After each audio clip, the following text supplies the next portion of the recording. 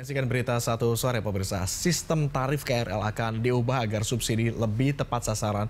Begitu kira-kira narasi yang digelontorkan menyusul wacana penyesuaian tarif ini. Tentu berikutnya akan ada pembeda besaran tarif bagi orang kaya dengan mereka penerima subsidi. Tetapi bagaimana kemudian membedakan mereka yang berhak menerima subsidi dan yang tidak? Mekanisme apa yang ditawarkan agar wacana ini tidak menjadi polemik di muka publik? Untuk membahasnya, kami telah terhubung secara virtual dengan pengurus harian YLKI Pak Sudaryatmo dan juga juru bicara KCI Bu Ane Purba. Selamat sore, Pak Sudaryatmo. Selamat sore, Bu Ane. Selamat sore. Selamat sore. Saya mau langsung konfirmasi kepada Bu Ane terlebih dulu. Bu Ane, Kemenhub ini mewacanakan skema tarif KRL komuter lain dibedakan berdasarkan kemampuan sosial ekonomi. KCI tentunya sebagai implementer kebijakan. Jika ini kemudian benar-benar direalisasikan, bagaimana kemudian mekanisme membedakan kemampuan finansial para pengguna KRL-nya nanti, Bu? Iya, jadi sebenarnya secara resmi ya, kami belum menerima besaran, waktu, ataupun skema yang akan dibuat oleh Kementerian Perhubungan untuk penumpang KRL gitu. Tapi 1-2 hari ke depan kami akan ada tanda tangan kontrak PSO untuk komuter lain ya. Tetapi sampai saat ini belum ada perubahan tarif ataupun skema. Kami masih menyesuaikan dengan Peraturan Menteri Perhubungan Nomor 35 Tahun 2016, yakni dengan satu tarif di mana 25 km pertama itu 3.000 dan 10 km berikutnya adalah 1.000 gitu ya. Sehingga inilah yang kami jalankan terlebih dahulu. Mengenai skema-skema ini belum, tetapi di tahun 2021 kita bersama dengan YLKI di sini juga melakukan survei, tetapi survei itu masih satu tarif ya Pak Sudaryatmo, dan survei itu juga untuk memastikan ATP-WTP, kemampuan dan kemauan masyarakat untuk memberikan penyesuaian tarif ini terkait dengan khususnya pengguna jasa komuter lain. Jadi sampai saat ini dapat kami sampaikan bahwa di tahun 2023 nantinya bahwa tarif KRL ini masih satu tarif dan masih menyesuaikan dengan Peraturan Menteri Perhubungan Nomor 35 Tahun 2016. Oke, KCI sempat melakukan survei bersama YLKI. Benar demikian Pak Sudaryatmo. Tetapi YLKI sendiri bagaimana melihat wacana yang kadung bergulir di masyarakat ini? Ya, terima kasih Mas Agung. Jadi terkait dengan kebijakan tarif komuter lain ini sebenarnya spiritnya itu bagaimana layanan satu struktur tarif itu bisa menjamin keberlanjutan layanan operasional KCI. Yang kedua adalah struktur tarif yang ada itu juga bisa menjamin layanan KCI itu tumbuh baik dari sisi jumlah penumpang maupun sarananya gitu. Sebenarnya pilihan kebijakannya itu secara sederhana ada dua. Yang pertama adalah menaikkan tarif atau pemerintah menambah PSO sebenarnya kan gitu. PSO. Jadi secara sederhana itu. Tapi belum lama ini pemerintah menggulirkan wacana baru terkait masyarakat yang lebih mampu itu membayar lebih mahal daripada yang tidak mampu. Walaupun dari sisi teknis operasional YLKI juga belum begitu terinformasi terkait wacana yang diberikan pemerintah.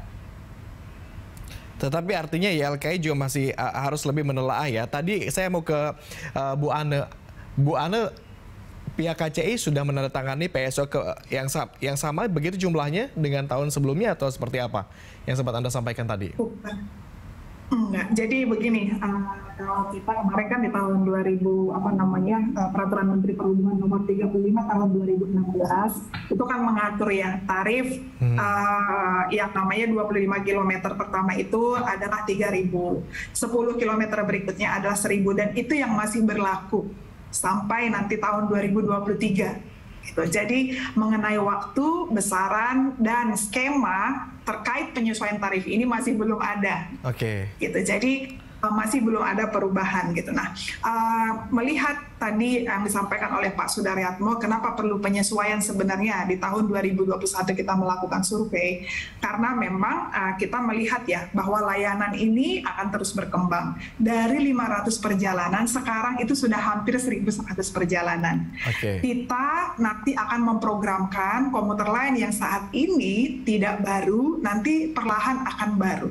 Tentu hal-hal peningkatan kualitas pelayanan ini bisa ketika memang biaya operasional ataupun yang kami terima, baik dari tarif yang diberikan oleh penumpang atau tarif yang diberikan subsidi ini cukup. Gitu. Jadi ini yang terus kami lakukan komunikasi ke semua stakeholder supaya tarif penyesuaian yang ada di penumpang dan subsidi yang diberikan oleh pemerintah ini bisa terpenuhi untuk peningkatan pelayanan khususnya pengguna jasa komuter lain. Baik, kalau mendengar pernyataan dari Bu Ane tadi memang sepertinya sejalan seperti yang disampaikan oleh Menhub Budi Karya Sumadi ya, Selasa 27 Desember lalu.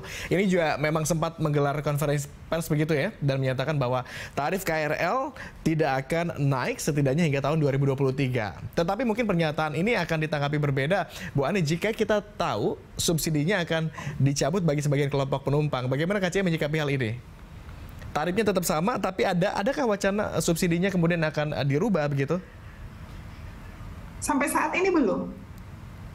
Jadi kita masih menggunakan Peraturan Menteri Perhubungan Nomor 35 Tahun 2016. Artinya selama ini belum berubah, artinya tarif kita masih sama. Masih belum ada perbedaan, belum ada skema tadi yang saya sampaikan ya. Jadi sampai saat ini seperti yang disampaikan oleh Pak Menteri juga 2013 belum. Memang mungkin ada kajian, tetapi dari tahun 2021 kami bekerja sama dari KAI Komuter, YLKI, kemudian Kementerian itu baru survei mengenai ATP dan WTP dari pengguna jasa komuter lain. Baik, ini perlu kami konfirmasi bersama-sama karena di luar begitu banyak warga yang cukup resah begitu dengan adanya wacana terkait penyesuaian tarif ini. Sebagaimana kita himpun dalam liputan berikut ini, kita simak bersama-sama terlebih dulu. Menurutku, kalau aku pribadi sih nggak setuju karena nantinya ribet.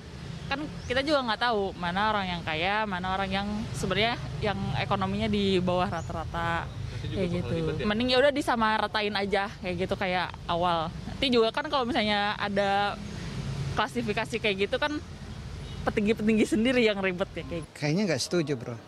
Karena beda ya, membedakan antara si orang kaya sama orang yang nggak punya atau orang yang sederhana. Kalau di KRL itu kan transportasi massa ya. Jadi untuk membedakannya sangat sulit.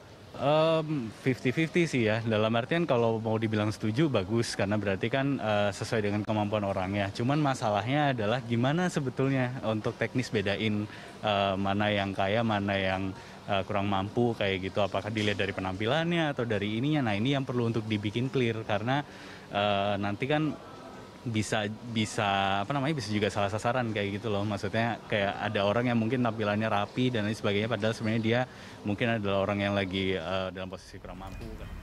Oke, saya mau ke Pak Sudaryatmo. Pak Sudaryatmo, kalau tadi kita melihat tayangan bahwa banyak warga masyarakat khususnya pengguna KRL yang mulai resah dengan adanya wacana penyesuaian tarif ini. Tetapi jika nanti seandainya subsidi benar-benar dicabut untuk sebagian kelompok, apa Anda ini juga melihat tadi sebagai bentuk efisiensi dari PT KCI begitu? Ya, jadi memang argumennya memang logis ya bahwa penumpang yang mampu membayar lebih mahal daripada yang tidak mampu. Kalau catatan YLKI berdasarkan layanan publik yang ada, ini kan adanya tarif berbeda itu bisa dilakukan efektif kalau Kemenhub atau KCI itu punya data profil penumpang.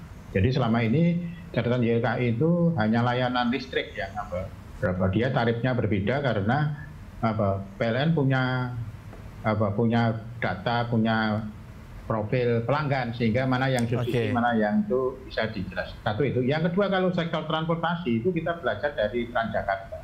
Transjakarta itu juga bisa walaupun tarif sekarang itu masih disubsidi, tapi Pemda DKI itu memberikan kartu khusus kepada kelompok tertentu, yaitu kelompok lansia dan kelompok disabilitas. Nah, mungkin skema yang diterapkan Pemda DKI di Transjakarta ini bisa jadi dijadok, tapi dengan catatan ya tadi Kemenhub atau KCI harus punya data profil dari pengguna komuter lain, karena dari data itu yang nanti dijadikan dasar siapa sih yang berhak mendapat tidak hanya subsidi, bahkan kalau di Transjakarta itu gratis dia bisa untuk lansia. Pak Sudarmanto, tetapi yang menjadi konsen sebagian pihak ini adalah ketika mereka harus membayar dengan tarif berbeda, tetapi kemudian mendapatkan fasilitas yang sama, mereka ada di gerbong yang sama, tetapi tarifnya berbeda. Kalau tadi kita bicara Transjakarta, ada khusus untuk lansia segala dan untuk kelompok prioritas tertentu. Mereka punya tempat khusus di sana. Tetapi bagaimana dengan KRL? Dengan kondisi gerbong yang sama begitu, tetapi mereka harus membayar dengan tarif yang berbeda. Anda melihat ini seperti apa? Ya memang ini ya. Jadi ya saya cuma ingin memberi ilustrasi bahwa di dalam operasional TJ itu ada penumpang yang dia membayar tarif normal atau reguler, walaupun itu juga tarifnya masih disubsidi ya. Terus ada kelompok masyarakat yang oleh Pemda DKI berdasarkan kriteria tertentu, dia itu diberi kartu khusus. Nah, syarat mendapatkan kartu khusus itu konsumen harus aktif untuk mendaftar ke Pemda DKI, diverifikasi, baru kalau sudah selesai dia dapat kartu. Selama ini hanya dua kelompok, itu kelompok lansia dan kelompok disabilitas.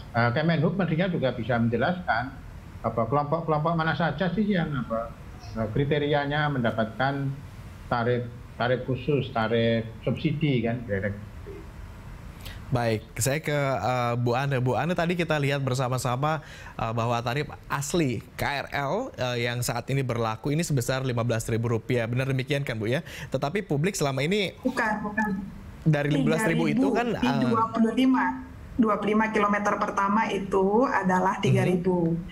10 km berikutnya adalah 1.000. Oke, maksud kami tarif aslinya Rp15.000, tetapi publik selama ini hanya membayar Rp4.000 karena ada subsidi Rp11.000. Benar? Tergantung kilometer. Tergantung kilometer. Oke, ini sudah terkonfirmasi. Tetapi dari catatan KCI sendiri, setidaknya dalam setahun terakhir begitu dari besaran subsidi atau potongan tadi, berapa realisasi subsidi yang terpakai dalam bentuk PSO itu? 2021 misalnya? Iya, kita memang kalau kita lihat ya subsidi, kalau misalkan kita melihat ketika pandemi subsidi itu hampir bahkan bisa lebih 80% itu subsidi yang bayar. Karena apa? Karena volume penumpang kita turun, tapi kita diminta untuk menjalankan kereta tidak berkurang, tetapi justru menambah supaya kita bisa jaga jarak. Yang dulunya kita tidak menyiapkan wastafel, sabun, hand sanitizer, itu semuanya disiapkan. Artinya, tarif yang diberikan oleh subsidi ataupun penumpang, itu sebenarnya kita kembalikan kepada pengguna jasa komuter lain. Jadi, kalau kita melihat berdasarkan volume penumpang saat ini, kalau ketika pandemi, itu bisa lebih dari 80% untuk disubsidi oleh pemerintah, tetapi it average setelah menuju normal dengan 800.000 per hari seperti ini, itu bisa 40-60% pemerintah yang membayar.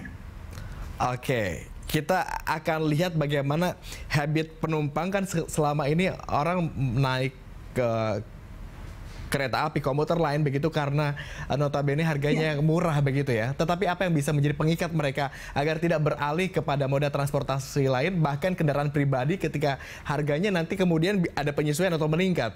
Dijawab usai jeda pariwara. Pak, Bu Ane, usai jeda pariwara kami masih akan kembali dengan dialog berikutnya. Tetaplah di Berita 1 Sore.